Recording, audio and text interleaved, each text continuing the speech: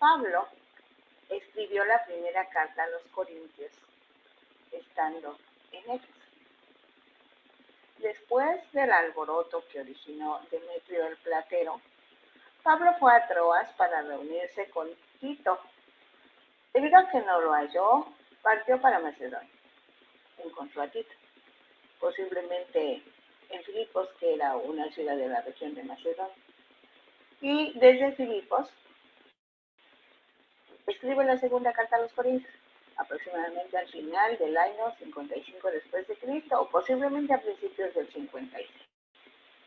Hoy nos complace con ustedes estudiar, meditar en los capítulos 8 y 9 de la segunda carta a los Corintios. Qué grata oportunidad. Pero antes vamos a hablar con Dios. Es bueno hablar con Dios. Padre, en el nombre de Jesús te damos gracias. Muchas gracias por estas cartas, por este día, por estos días, por estos climas, por estos aconteceres. Muchas gracias. Muchas gracias por todos y cada uno de los que de alguna manera seremos bendecidos, seremos beneficiados con estos trabajos. Gracias por los trabajos de las plataformas diferentes, de la radio, de los periódicos, incluso las revistas, los libros, en donde se puede difundir esta verdad tuya, Señor, tu palabra. Gracias por todos y cada uno de estos servicios para ti. En el nombre de Jesús. Amén. Antes de iniciar el capítulo 8, es necesario hacer algunas aclaraciones. En los primeros 7 capítulos encontramos verdades importantes sobre tribulación, conflictos, pobreza, pero sobre todo el consuelo de Dios para sus hijos y servidores, a fin de aprender a consolar a otros, pues es vital para el desarrollo de la vida cristiana. En los capítulos 8 y 9 parece que cambia la idea, pero realmente continúa, porque cuando hemos sido consolados, conocemos a Dios, confiamos en Dios y queremos mostrar nuestra gratitud, ayudando a los demás. Así que ofrendar es una forma de mostrar crecimiento y amor cristiano. Macedonia era un país que estaba al norte de la región de Grecia. Durante sus viajes evangelísticos, Pablo visitó Neápolis, Filipos, Anfípolis, Apolonia, Tesalónica, que era la capital, y Berea. Corinto era la capital de la región de Acaya. Esto es muy importante. En cierta manera, la región de Macedonia y Corinto eran rivales socioeconómicamente hablando, porque las dos eran ciudades importantes, en cuya sociedad estaban los miembros de la iglesia. El apóstol Pablo, fijémonos aquí, el apóstol Pablo se considera embajador de Jesucristo, enviado a los gentiles para cumplir el propósito de Dios. ¿Cuál es el propósito de Dios? Entregar las nuevas de salvación y de vida para las naciones. Entonces Pablo tiene una idea global y globalizadora. Pues mira el mundo conocido de su tiempo como de una sola pieza, y guiado por el Espíritu Santo, aplica este principio a la iglesia de Jesucristo. Jesucristo el vencedor. Así que confirma las palabras del Antiguo Testamento. De un linaje hizo todos los pueblos de la tierra, lo que le permite promover la unidad, el compañerismo, la colaboración, la interdependencia, la relación. Por ello les recuerda a los corintios su deber de apoyar generosamente a sus hermanos de Jerusalén. Tiempo atrás fue conocido como Saulo de Tarso, fariseo, maestro de la ley de Moisés, criado en Jerusalén al lado del maestro Gamaliel. Así que amaba a la gente de Jerusalén. Después de su encuentro con Jesucristo camino a Damasco, reconocía que en Jerusalén nació la iglesia de Jesucristo. La consideraba como la iglesia madre en la fe. Decía que los gentiles eran deudores de los cristianos de Jerusalén, quienes, debido a la persecución o a las persecuciones, en ese momento, históricamente hablando, formaban una iglesia local, pequeña y, por cierto, que padecía pobreza económica. económica. Vamos de una vez al pasaje. Entonces estamos hablando de 2 Corintios, capítulo 8, versículo 1. Asimismo, hermanos, os hacemos saber la gracia de Dios que se ha dado a las iglesias de Macedonia. Pablo, el apóstol, generaliza cuando se refiere a los hermanos. No hay jerarquías, no hay asignaciones, no hay categorías, no hay exenciones, no hay consideraciones. Se refiere a los hermanos que viven en Corinto. A los hermanos que viven en Corinto les dice que es necesario que sepan algo. Las iglesias de Filipos, Tesalónica y Berea eran ciudades de la región de Macedonia, han recibido gracia de Dios. La palabra gracia viene de un verbo que quiere decir estar bien, estar alegre. Muchas veces se usa en el saludo, al encontrarse o despedirse. Quiere decir que estés bien. Gracia también se refiere a la influencia divina sobre el corazón y su reflejo en la vida. Incluye gratitud por la influencia recibida. Otras palabras que se relacionan con gracia son merecer, aprobación, donativo, favor, gozo, mérito. Gracia también se refiere como don o regalo que se entrega al hombre. Por eso dice la Escritura, porque por gracia, como una bondad inmerecida, como un regalo, son salvos. Eso lo encontramos en Efesios 2, versículo 8. Dios mismo es la fuente de ese don. Y entonces es sinónimo de amor, benevolencia, misericordia, fidelidad. En ese sentido, Jesucristo es la gracia de Dios por excelencia. En otras ocasiones, gracia se refiere al don en cuanto recibido en el hombre, y es equivalente a favor, bendición, vida, salvación. En esta carta, en este pasaje, debe considerarse así como don o regalo de Dios en cuanto a que es recibido en el hombre y equivale a favor, equivale a bendición. Los hermanos de las iglesias de Macedonia, ya dijimos que eran las ciudades de Filipos, Tesalónica y Berea, recibieron de Dios la gracia, el regalo, la disposición, la decisión de reunir ofrendas para que se enviaran esas ofrendas a Jerusalén.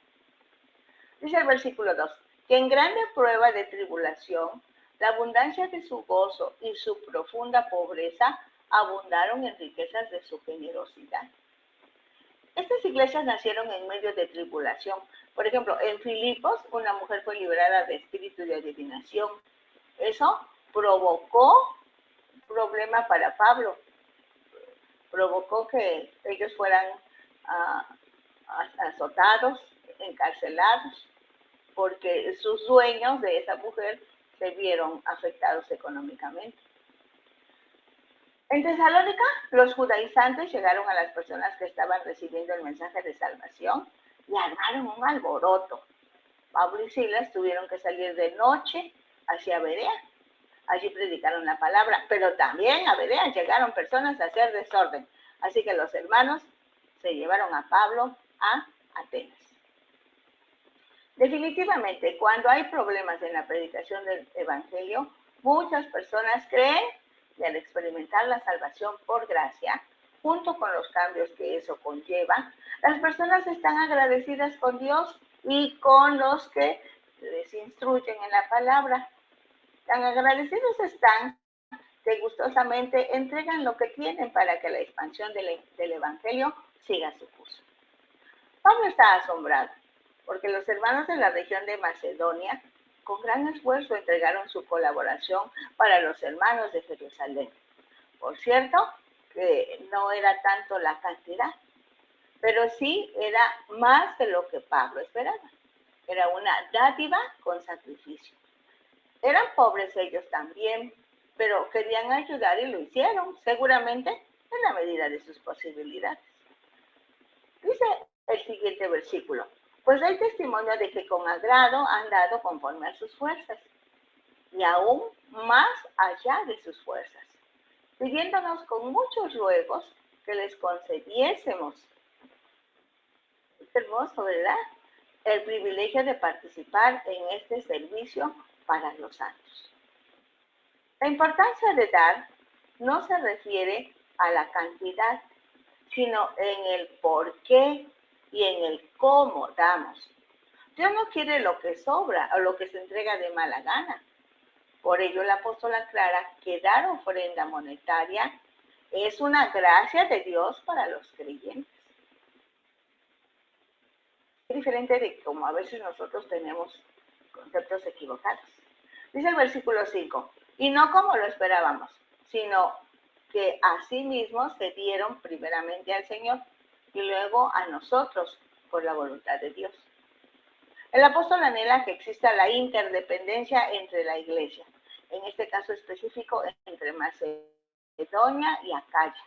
Cuando dice que los macedonios se dieron a sí mismos, puede recordarse que Aristarco de Tesalónica, y Tesalónica es una parte de Macedonia, estuvo con Pablo en su último viaje a Roma. Debido a que Pablo iba como prisionero, la única manera de acompañarlo era haciéndose esclavo de Pablo. Epafrodito de Filipos, que también es parte de Macedonia, fue a visitar a Pablo con un regalo. Este regalo fue una ofrenda en dinero de los hermanos de Filipos. Mientras estaba con Pablo, enfermó gravemente, casi murió por la causa de Cristo. Eso lo encontramos en Filipenses capítulo 2, versículos 26 al 30. En el versículo 6 del capítulo 8 que estamos analizando, dice, de manera que exhortamos a Tito para que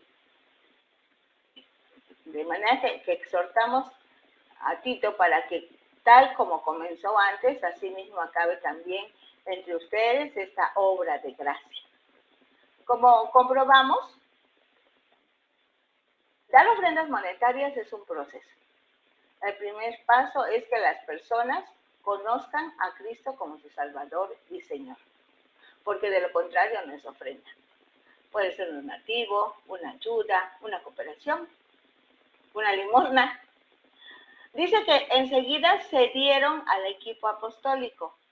Quiere decir, reconocieron que los que les enseñaron la palabra y explicaron las verdades relacionadas con Dios, ¿qué verdades? El arrepentimiento, el perdón, la restauración, la comunión con Dios, la comunión con los hermanos, la acción de gracias a la iglesia madre y demás, eran dignos de confianza. Que ellos podían llevar a cabo ese deseo de que las ofrendas fueran entregadas con mucho amor. Las iglesias en Macedonia prepararon y entregaron. Todo este mover es llamado obra de gracia. A la ofrenda para la iglesia de Jerusalén, Pablo le llama obra de gracia. Dice el versículo 7, por tanto, como en todo abundáis, en fe, en palabra, en ciencia, en toda solicitud y en su amor para con nosotros, abunden también en esta gracia. Ahora se refiere a los corintios. Y en otras palabras, con el mismo mensaje, les dice, corintios. Tienen el ejemplo de las iglesias de Macedonia.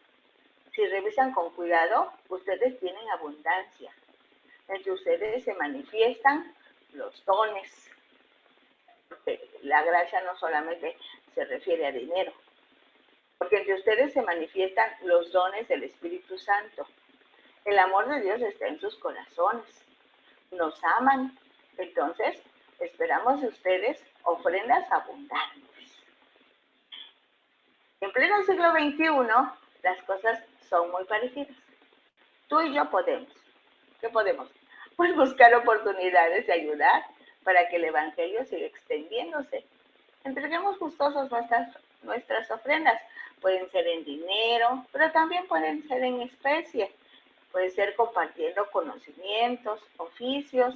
Hay muchas maneras de bendecir y de ser bendecidos, porque debemos recordar que el que da, recibe.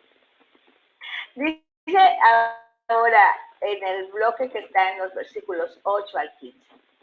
No hablo como quien manda, sino para poner a prueba, por medio de la diligencia de otros, también la sinceridad del amor vuestro. Les recuerda su deber, porque por experiencia tenemos que no los más ricos son más generosos, sino que los que menos tienen son los que más dan, además de que la ofrenda debe ser voluntaria. Dice el versículo 9, porque ya conocéis la gracia de nuestro Señor Jesucristo, que por amor a vosotros se hizo pobre siendo rico, para que ustedes con su pobreza fuesen enriquecidos. Este es el ejemplo máximo de entrega. Este es el ejemplo máximo de dar. Pues el sacrificio de Cristo se inició en el cielo mismo, cuando decidió dejar su trono de gloria y tomar forma humana. El mayor don, regalo u ofrenda es cuando el que da entrega parte de él mismo. Por ello el Señor Jesucristo es el ejemplo por excelencia. La palabra que se tradujo como pobreza también se puede traducir como ser destituido, pobre como pordiosero, reducido a una extrema pobreza. Ahora bien, no solo se hizo pobre, sino que al hacerse pobre, a nosotros nos hizo ricos, porque recibimos salvación y vida eterna. Dice el versículo 10, y en esto doy mi consejo, porque eso les conviene a ustedes, que comenzaron antes, no solo a hacerlo, sino también a quererlo, desde el año pasado. Tenía un año que los corintios habían recibido la invitación para que reunieran esta ofrenda. No obstante, por lo que se lee en la carta, aún no la habían recogido. Dice el versículo 11, ahora pues llevad también a cabo el hacerlo, para que como estuvisteis prontos a querer, así también lo estéis en cumplir conforme a lo que tengan. No son suficientes las promesas. Eso es muy importante. Los impulsos, decir sí sin especificar cuándo. Ahora bien, no se les había asignado ninguna cantidad o cuota fija. Se refiere a una ofrenda monetaria, de acuerdo a la gracia que habían recibido de Dios para apoyar a sus hermanos, de donde había salido la gran riqueza para los corintios. Dice el versículo 2, porque si primero hay la voluntad dispuesta, será acepta según lo que uno tiene, no según lo que no tiene. Definitivamente, no bastan las promesas, sino la entrega conforme a la posición adquirida. Nadie puede dar lo que no tiene, da de lo que tiene. También es necesario aclarar, usted puede sacrificar algo suyo, o sea, sin afectar a terceras personas, sin afectar a su familia, por ejemplo. Dice el versículo 13, porque no digo esto para que haya para otros holgura y para ustedes estrechez, sino para que en este tiempo, con igualdad, la abundancia de ustedes supla la escasez de ellos, para que también la abundancia de ellos supla la necesidad de ustedes, para que haya igualdad, como está escrito. El que recogió mucho no tuvo más, y el que recogió poco no tuvo menos. Esta expresión se encuentra en Éxodo 16:18 y se refiere a cuando los israelitas recogían el maná en el desierto. Cogieran mucho o poco, siempre tenían lo suficiente. Puede decirse bastante. Ahora vamos de los versículos 8:16 al capítulo 9, versículo 5. Dice el versículo 16, pero gracias a Dios que puso en el corazón de Tito la misma solicitud por ustedes, pues a la verdad recibió la exhortación, pero estando también muy solícito por su propia voluntad, partió para ir a ustedes. Este es un agradecimiento público a Tito por la disposición que tuvo de aceptar la tarea a favor de los corintios. Dice el versículo 18, y enviamos juntamente con él al hermano cuya alabanza en el evangelio se oye por todas las iglesias. Y no solo esto, sino que también fue designado por las iglesias como compañero de nuestra peregrinación para llevar este donativo que es administrado por nosotros para gloria del Señor mismo y para demostrar su buena voluntad. Agradece también a la otra persona, no dice su nombre, solo dice hermano, que fue designado para acompañar a Tito en la realización de la tarea. Ello aseguraba que la misión se llevará a cabo tal cual fue planeado. Dice el versículo 20, evitando que nadie nos censure en cuanto a esta ofrenda abundante que administramos. En asuntos de dinero, siempre habrá que tomar muchas precauciones. Y Pablo quiere que todo lo que haga, sobre todo en ese renglón, sea transparente, legal, recto. Oh, qué problema con el dinero, ¿eh? En donde quiera. Dice el versículo 21, procurando hacer las cosas honradamente, no solo delante del Señor, sino también delante de los hombres. Realmente Dios lo sabe todo. Conoce las intenciones del corazón de cada uno de sus hijos, por no decir de los seres humanos. Pero tiene cuidado que también los hermanos de la iglesia estén enterados y busca testigos oculares de esa comisión, porque hasta hoy el asunto de dinero, decimos, es muy delicado. De repente no aparece la ofrenda o se da la posibilidad de malos manejos. Dice el versículo 22. Enviamos también con ellos a nuestro hermano, cuya diligencia hemos comprobado repetidas veces en muchas cosas, y ahora mucho más diligente por la mucha confianza que tiene en ustedes. En cuanto a Tito, es mi compañero y colaborador para con ustedes, y en cuanto a nuestros hermanos, son mensajeros de las iglesias y gloria de Cristo. Dice el siguiente versículo, mostrad pues para con ellos ante las iglesias la prueba de su amor y de nuestro gloriarnos respecto de ustedes. Pablo recomienda a los 3 hermanos que harán el recorrido, y a los corintios les pide pueda coincidir lo que Pablo ha expresado de ellos con su actuar, sobre todo en el respeto y cuidado diligentes para Pablo de parte de los corintios. Antes de que empecemos el capítulo 9, veamos algo importante. Fíjense, en los capítulos 8 y 9, Pablo el apóstol habla de las ofrendas que están recolectando entre las iglesias de Macedonia. ¿Cuáles son las iglesias de Macedonia? Berea, Tesalónica y Filipos. Y las iglesias de Acaya. Ahí solamente en la región de Acaya solamente está la iglesia de Corinto. Se entiende que Pablo está en Macedonia cuando escribe la segunda carta a los Corintios. Específicamente se cree que estaba en Filipos. Estas ofrendas se llevarán a Jerusalén. Así que ahora podemos iniciar el capítulo 9. Cuanto a la administración para los santos, es por demás que yo os escriba, pues conozco su buena voluntad, de la cual yo me glorío entre los de Macedonia. Que Acaya está preparada desde el año pasado, y su celo ha estimulado a la mayoría. La carta está dirigida a los corintios, a los que les dice, en lo relacionado al servicio, el dinero, la ofrenda monetaria, para los santos, la iglesia de Jerusalén. Ustedes ya están enterados. ¿No? En cierta manera, no tendría que decir nada más, pero dice, porque yo los conozco a ustedes. Conozco su gran corazón, su buena voluntad, y les he dicho a los hermanos de Macedonia que ustedes, los de Corinto, que está en la región de Acaya, tiene 1 año que cuentan con esa ofrenda. Y esto ha motivado a los hermanos en Macedonia. Esta es una estrategia de Pablo. A los de Corinto les pone como ejemplo a los de Macedonia. Y a los de Macedonia les pone como ejemplo a los de Corinto. Como podemos ver, para animar a la iglesia, Pablo, el apóstol, se expresa bien de cada una delante de la otra. Pero no dice mentiras.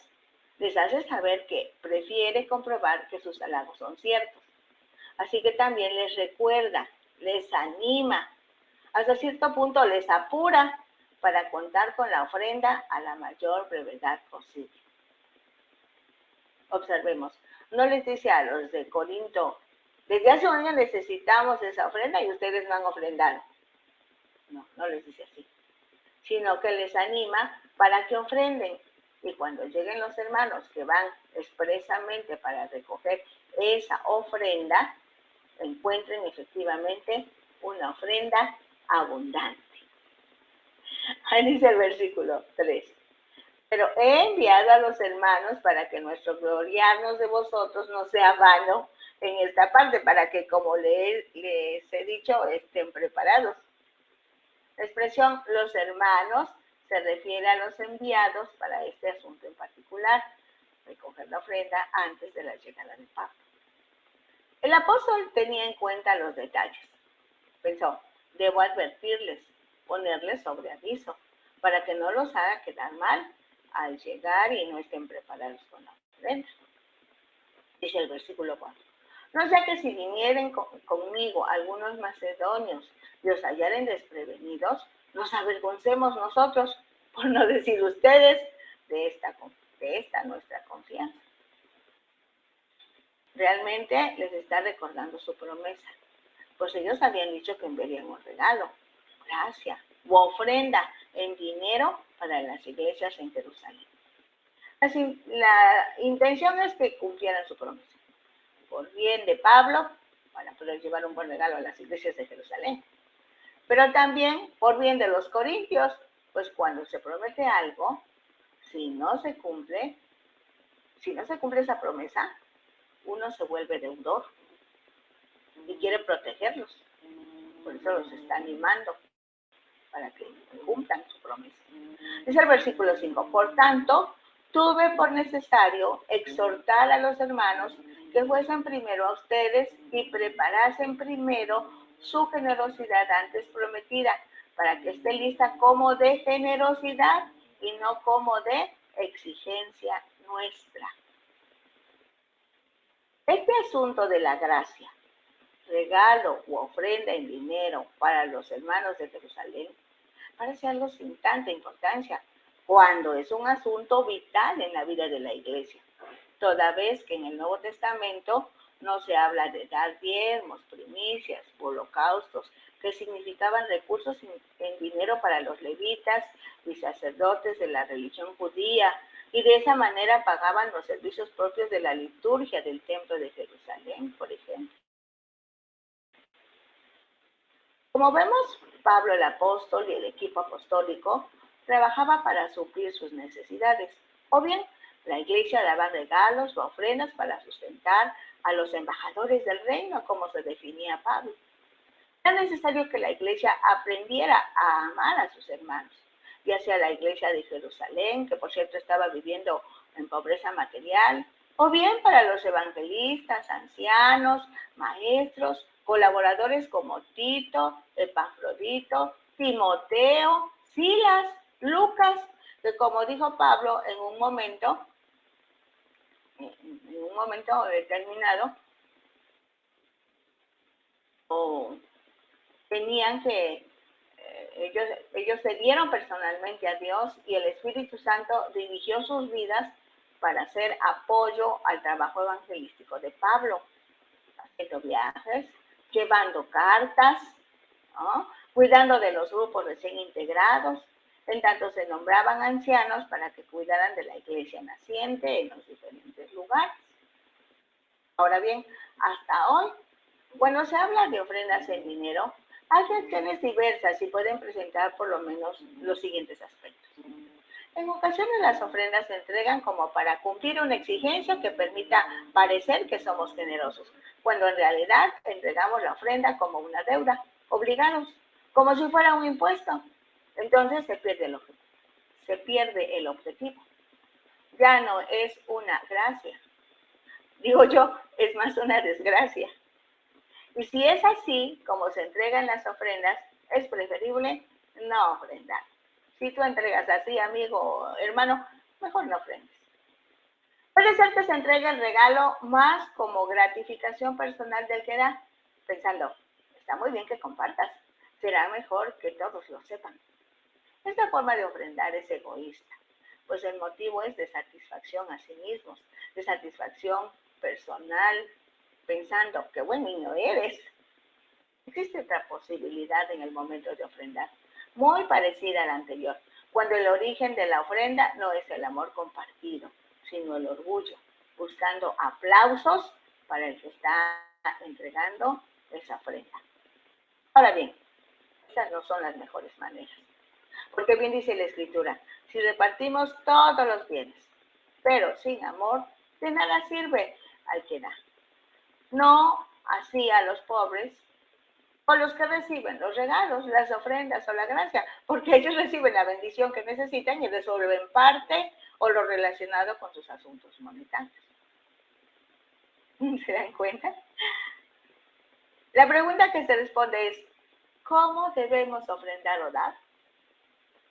La motivación para dar, ofrendar, ayudar, es el amor. Es la motivación que Dios sintió al ver al mundo en la miseria y sin ninguna posibilidad de conseguir la ayuda de Dios. Es porque Dios amó tanto al mundo que dio a su Hijo. Y al darnos a su Hijo solucionamos la gran deuda que teníamos con Dios.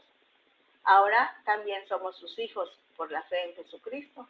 Y justamente dijo Pablo, con la pobreza de Jesús, nosotros fuimos enriquecidos. Precisamente cuando éramos enemigos de Dios, Cristo murió por nosotros. Bien dijo el Señor Jesús, ya les di ejemplo. Ustedes hagan lo mismo que yo hice. O sea, debemos portarnos con los demás como Dios se ha portado con nosotros. Y esta palabra es muy fuerte, creo, ¿verdad? Dice en los versículos 6 al 15 del capítulo 9. Pero esto digo, el que siembra escasamente, también segará escasamente. El que siembra generosamente, generosamente también segará. Esa es la ley de la siembra y la cosecha. A mayor siembra, mayor cosecha y viceversa. La palabra clave es dar generosamente, dar con bendición. Al dar generosamente, habrá bendición para el que recibe, como habrá bendición para el que da. Dice el versículo 7, cada uno dé como propuso en su corazón, no con tristeza ni por necesidad, porque Dios ama al dador alegre. Claramente se ve en este versículo que la actitud con que se comparte la bendición en dinero es más importante que la cantidad que se da. En el Evangelio de Marcos, capítulo 12, de los versículos 41 al 44, tenemos una lección muy importante y atinada para aclarar esta situación. Voy a leerlo, dice el versículo 41. Estando Jesús sentado delante del arca de la ofrenda, miraba cómo el pueblo echaba dinero en el arca, y muchos ricos echaban mucho. Y vino una viuda pobre y echó 2 blancas, o sea, un cuadrante. Entonces,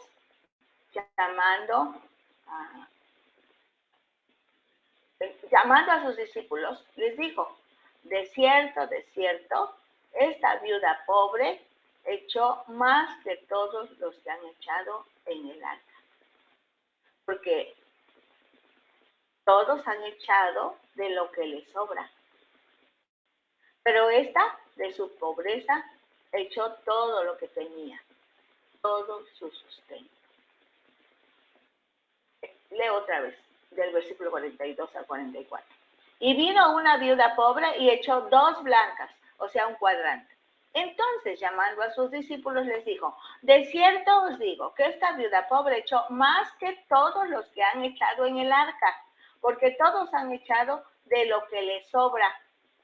Pero esta, de su pobreza, echó todo lo que tenía, todo su sustento. El arca de la ofrenda estaba situada en el patio de las mujeres. Las ofrendas se depositaban en 13 cestas en forma de trompeta. La gente rica ofreció ofrendas, llamando la atención a los que estaban presenciando la entrega de ofrendas. Las 2 blancas que depositó la viuda pobre eran las monedas de menor valor en ese momento. Sin embargo, Jesús dijo a sus discípulos que esa viuda había dado más que todos, porque para Jesús no es el monto, la cantidad de la ofrenda, sino el compromiso y el sacrificio que esa ofrenda representa. Entonces Jesús califica las ofrendas por lo que se entregue como ofrenda, sino por lo que le queda al que ofrendó. Jesús califica las ofrendas no por lo que se entregue como ofrenda, sino por lo que le queda al que ofrendó. La viuda dio todo lo que tenía, se quedó sin nada de dinero. Los ricos dieron lo que les sobraba. Realmente no dieron nada, aunque hayan entregado una cantidad considerable en efectivo, porque ese dinero no les hacía falta. Sin embargo, la viuda dio todo su sustento, por eso su ofrenda tiene mucho valor delante de Dios. Es maravilloso, ¿eh? La lógica humana es tan diferente de la lógica divina. Dice el versículo 8, y poderoso es Dios para hacer, dice qué precioso versículo, dice, y poderoso es Dios para hacer que abunde en ustedes toda gracia, a fin de que teniendo siempre en todas las cosas todo lo suficiente, a fin de que teniendo siempre en todas las cosas todo lo suficiente, abunden para toda buena obra. Dios es poderoso para que eso sea una realidad. La población de Macedonia no tenía tanta solvencia económica como la población de Corinto. En este versículo se está animando a los de Corinto para que puedan entender el propósito de Dios al bendecirles con abundancia de bienes. Ese propósito es que apoyen con liberalidad a los hermanos de Jerusalén. Como está escrito, repartió, dio a los pobres, su justicia permanece para siempre. Y el que da semilla al que siembra y pan al que come, proveerá y multiplicará vuestra sementera y aumentará los frutos de vuestra justicia, para que estéis enriquecidos en todo, con toda liberalidad, la cual produce por medio de nosotros acción de gracias a Dios. A ver, revisemos esto. Fíjense, la obediencia siempre tiene buenos resultados. Aquí se enfatiza que el propósito de Dios al bendecir a los corintios es ayudar a los necesitados. En este caso, Jerusalén. Esa es una parte, porque realmente Dios quiere bendecir a los de Corinto, dándoles esta gracia, les regala la bendición de dar, ¿no? Que les multiplicará sus bienes, porque a los que dan, Dios les compensa, les recompensa. Así, al estar más bendecidos, ayudarían a otros. Luego estarían más bendecidos y así se va la bendición. Y junto con ello, la acción de gracias, el agradecimiento a Dios. Tómalo como una oportunidad para que se cumpla en tu vida esta bendición. Si das, recibes. Y si recibes, das. Y si recibes, das. Y así sucesivamente. Estos son los parámetros del reino.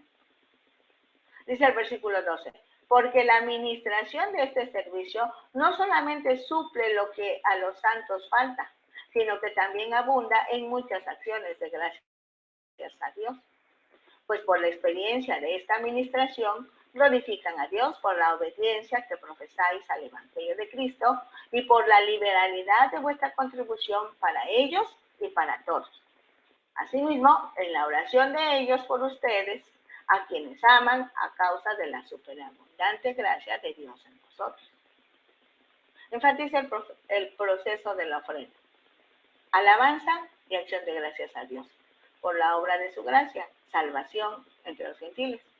Relaciones de amor fraternal entre la iglesia formada por los gentiles y la iglesia formada por los judíos. Desde los judíos salió el mensaje de salvación para los gentiles. Esto enriqueció a los gentiles, originando alabanzas y acciones de gracias a Dios y acciones de gracias a los judíos. Dios permitió que la iglesia de Jerusalén experimentara pobreza y que Pablo se diera cuenta que los gentiles tenían recursos en dinero para apoyar a sus hermanos que estaban en Jerusalén, dándoles entonces la interdependencia entre hermanos en Cristo, apoyándose mutuamente, siendo edificados en amor, formando el gran edificio de Dios para proclamar el Evangelio de Jesucristo.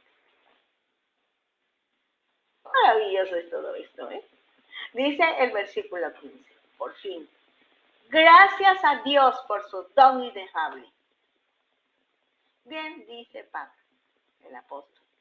El propósito de todo esto es que el nombre de Dios sea glorificado. Haya acciones de gracias a su nombre, pues la palabra que se traduce como don denota don libre, acentuando su carácter de gratuito. En el Nuevo Testamento se usa siempre de un don espiritual o sobrenatural, por el que no se paga nada en dinero. Se obtiene junto con la salvación porque es por gracia. Está contenida en el paquete.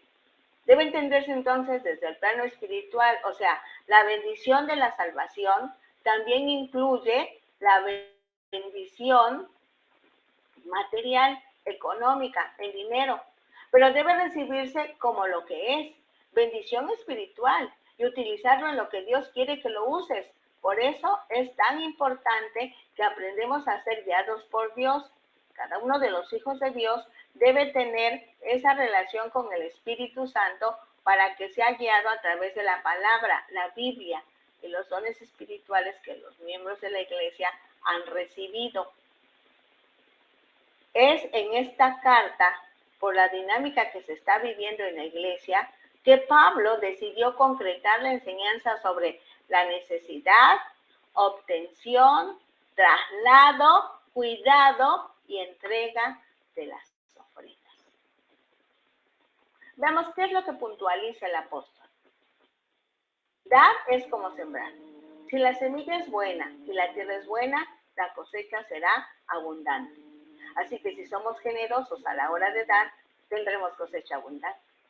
La recompensa, además de dinero, trae otro tipo de riqueza, como calidez, amor fraternal, conseguir amigos, obtener ayuda cuando necesite, porque todos necesitamos alguna vez. Ahora bien, es necesario que sea Dios, óigalo bien, esto es muy importante, que sea Dios el que nos dé, nos indique lo que se tiene que dar, cuánto se tiene que dar, a quién se debe dar y con qué espíritu debe darse. Pues se trata de eliminar necesidades y Dios es el único que puede promover en nosotros amor y disposición de ánimo para descubrir la necesidad de los demás y enseguida satisfacerlas como parte del plan de Dios para nuestras vidas. Dar alivia la necesidad de los demás, vuelven a confiar en sus semejantes, también agradecen a Dios por la provisión. Dar nos identifica como cristianos, más en este tiempo de materialismo. Eso pasó con los corintios y la misma iglesia de Jerusalén. Ambos tenían sus reservas. En Jerusalén todavía estarían preguntándose si el evangelio era para los gentiles. Cuando recibieron la ofrenda, no dice la cantidad, seguramente cambiaron de opinión respecto de sus hermanos gentiles, pues comprobaron que no eran solamente palabras bonitas, sino hechos. Cuando damos, provocamos oraciones a favor nuestro y de otros. Esto beneficia a los demás, además de que produce oraciones de acción de gracias a Dios. Es una forma en que podemos conseguir que los corazones se vuelvan a Dios. El que nos enseña a dar, compartir, satisfacer, buscar, unir, es Dios. Por eso decimos, gracias a Dios por su don inefable. Bendito sea Dios. Por hoy dejamos este tema así. Bien bendecidos estamos. Hemos aprendido a dar. Tenemos la razón de dar. Muchas gracias. Muchas gracias. Bendiciones. Bendiciones para todos. La próxima semana nos vemos. Espero que estemos aquí con la ayuda de Dios. Si vivimos, vamos a estar aquí. Tenemos mucho que compartir todavía, que disfrutar.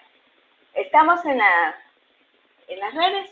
Dios mediante seguiremos en Disfruta la Palabra. Facebook, a nombre de Rosabela Hernández Ojeda en YouTube, y con nuestros hermanos de la radio y ahora una televisora de América del Sur. Muchas gracias a Dios por todo esto. Bendiciones.